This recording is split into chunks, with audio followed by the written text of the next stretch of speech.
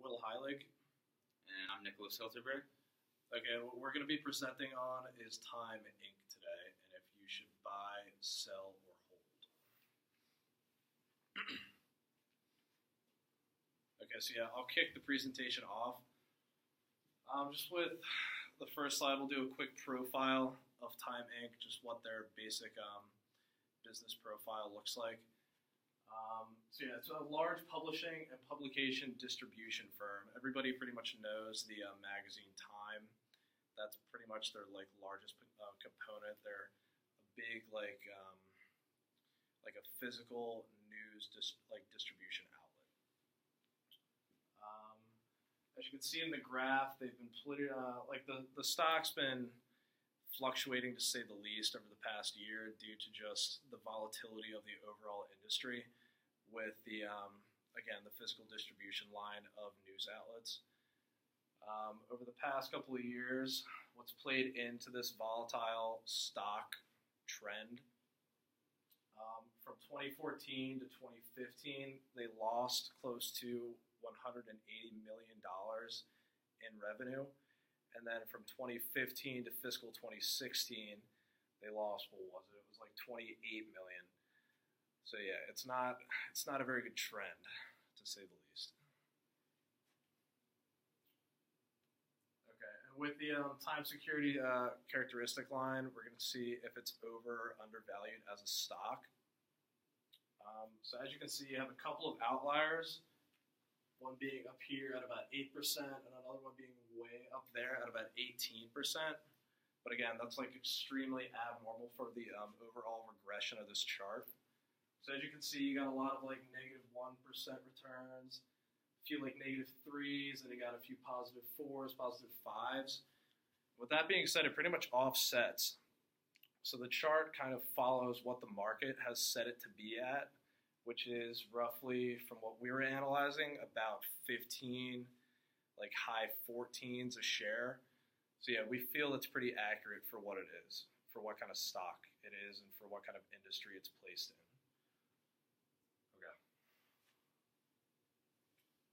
Okay, and for that, we have the cumulative actual returns graph. Again, it's pretty volatile in nature. So yeah, leading up to what this is, this was February 16th. So that was our day zero of analyzing the stock. With that being said, that was the day that they released their revenues for fiscal 2016. So as you can see, you have a big drop leading up to that. You have the initial news. Then the market bounces right back. And then positive day 30, like middle of March, it pretty much stabilized. So what we see happening is that line just continuing to like level off for the most part until, say one more thing. So over the past year, Meredith Inc., which is like a large conglomerate company for like digital distribution and physical news outlet distribution. It's basically a parent company to a lot of different magazines. So they have what they call target marketing down, digital distribution down. They were in talks for a while in regards to buying Time Inc., but to this date, those plans have still not come to fruition. So what we see happening is that deal eventually going through. So yeah, once that deal goes through, Time Inc. will eventually take off, and Meredith will stay stabilized. Meredith basically just wants to grab like a big hold of like the news outlet distribution market, and they feel they can do that with Time. So Nick is going to talk a little bit more about that, and I'll come back in and talk more about that near the end of the presentation. Alright, how you guys doing? So as you can see up here, we have 3 different beta values. One for New York Time being at 1.41, and Meredith on the right being at 1.35. And as we'll discussed earlier, both of these stocks are very volatile in comparison to Time, which only has a beta of 0.35. And as mentioned previously, he was talking about that Meredith acquisition of Time, and we believe that if that were to go through, the volatility would be balanced out through the two companies, and they would have a beta somewhere between of what they have now. And you can see in the charts above, over the year, the stock price has slightly been going down, and this is due to the print industry, publication and periodicals going to all web and online sources.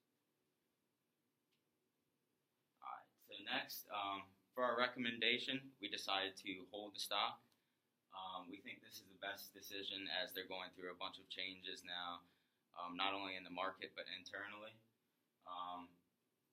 Their past EVP and CFO Jeff Barstow stepped down and now is being replaced by Sue D. Emick. So they're going through some transitions in upper management, so they should be going through times of transition where they'll be affected. So as mentioned, there's a couple other companies that are looking to acquire Time, so that could affect them positively or negatively. And as discussed earlier, there's a big struggle with the periodicals and print distribution. So expanding in the web and online sources is really going to be where they can bring their stock price back up. So yeah, as I said before, Meredith is in talks to acquire Time. We've yet to see if that actually goes through, but that was like one of our big reasons for holding the stock. If that were to go through, Time would become stabilized. And again, Meredith would have a positive effect, even though that's kind of irrelevant to this case study. But yeah. But overall, still, even without that acquisition, Time is priced accurately in the market, so there's really no reason to buy or sell it right now. Like, the investor really has nothing to gain or lose at the moment, so we just want to see where the stock heads within the next fiscal year. I'll go to the next slide for you. All right, and then with that recommendation, obviously we want to hold. So there's risks that it could either increase or decrease. Looking at increase of the stock price, they're doing really well with their digital advertising, and that's because they've effectively transitioned to the online and web. The 5% increase in total advertising, and digital advertising is up 63%. With that, they have 60 websites which see over 150 million views per month, as well as 2 million video views per month, and more than 200 million footsteps on social media sites. So as you can see, they're doing a great job of online marketing and advertising. It's just the print industry that's really a big portion of what they do. As you can see over in the decrease in stock price, it's 33% of total advertising is digital advertising. So, I mean, yeah, they can do good in that, but it's only going to make up for so much. And with that, ad dollars are shifting to the web. Print and other advertising revenues for Time were down 10%, and they were also down 9% in subscription and 19% down in newsstand revenue, which is a big part of their core, which really hurts, and that's why their total revenue decreased 1% year over year. And these are our sources. Okay, before we finish up with the presentation, I just want to touch on one more bullet point in this slide. So yeah, if Meredith were to acquire Time, Time's market cap would go over $3 billion, and that's pretty much, well, I mean, that's just a prediction, but I can see it happening, as can Nick. As of right now, their market cap is at like 1.5 billion, I think, so yeah. times 2. That's pretty good. So yeah, right now it's at $15 a share, and then after that would happen, it would go up to $20 a share. So yeah, we just recommend holding on until something like that were to happen. Anything else to say? No. All right. Thank you for your time. Yep. Thank you.